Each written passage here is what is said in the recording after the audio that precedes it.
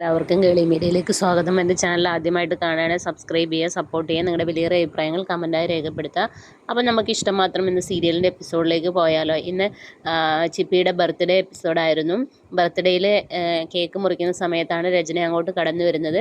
അപ്പോൾ എല്ലാവരും പോയി സ്വീകരിക്കുന്നു. അങ്ങനെ രചനയോട് പങ്കെടുക്കാൻ പറയുന്നു. അങ്ങനെ രചന ബർത്ത്ഡേയിൽ പങ്കെടുക്കുകയാണ്. അങ്ങനെ ചിപ്പിമോൾ കേക്ക് മുറിക്കുന്നു. കേക്ക് മുറിച്ച് ആദ്യം മഹേഷിന് കൊടുക്കുന്നു. അതിനുശേഷം അമ്മയ്ക്ക് കൊടുക്കാൻ വേണ്ടി നോക്കുമ്പോൾ ആദ്യം ചിപ്പി രചനയെ നോക്കും, പിന്നെ ഇഷിതയെ നോക്കും.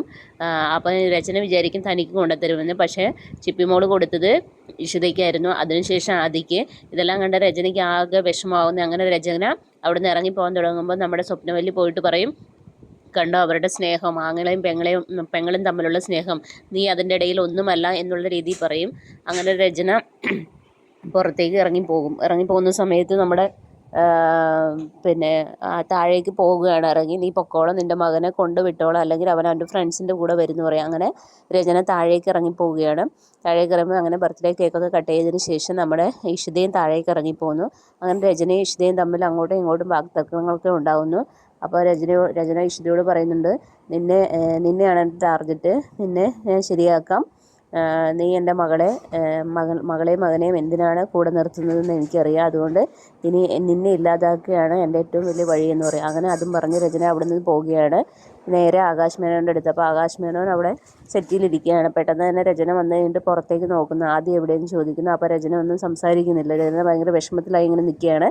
അങ്ങനെ രചനയോട് പറയും, രചന നിൻ്റെ മകൻ എവിടെയെന്ന് ചോദിക്കുക. അങ്ങനെ അപ്പോൾ പറയും ആദി വന്നില്ല, അവൻ ഇഷിത അവളെയും കൊണ്ടുപോയി എന്നുള്ള രീതിയിൽ പറയും.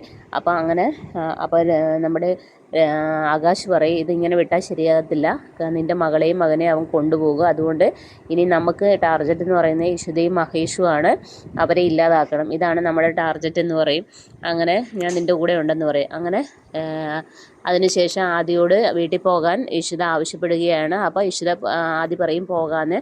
അപ്പോൾ അവൻ പറയും ഓട്ടോയിൽ പൊക്കോളാന്ന്. അപ്പോൾ അച്ഛൻ രാമൻ പറയും വേണ്ട മഹേഷ് നീ കൊണ്ടുവിടാൻ പറയും. അപ്പോൾ ആദ്യം മഹേഷിനെ നോക്കി പുഞ്ചിരിക്കുന്നു. ഇങ്ങനെയാണ് ഇന്നത്തെ എപ്പിസോഡ്. നാളത്തെ എപ്പിസോഡിൽ എന്ന് പറയുന്നത് നമ്മുടെ വിനോദിൻ്റെയും സുചിത്രയുടെയും കല്യാണ വിശേഷങ്ങളാണ്. പക്ഷേ കല്യാണം നടക്കുമ്പോഴും അതിൻ്റെ ഇടയിൽ വിനോദിനെ അപായപ്പെടുത്തുന്നുണ്ട്. കാരണം മഹേഷിനെ വിളിച്ച് ആകാശ് അറിയിക്കുകയാണ്. അപ്പോൾ മഹേഷ് പറയുന്നുണ്ട് എൻ്റെ കുടുംബത്തിൽ കയറി നീ കളിക്കരുതെന്നൊക്കെ പറയുന്നു. അങ്ങനെ നമ്മുടെ വിനോദിനെ ഏതോ കുഴിയിൽ കൊണ്ട് എത്തിച്ചിരിക്കുകയാണ്. കാരണം വിനോദിനെ കൊല്ലുക എന്നത് തന്നെയാണ് എല്ലാവരുടെ ഉദ്ദേശം. അതിന് വേണ്ടിയുള്ള ഒരുക്കത്തിലാണ് എല്ലാവരും.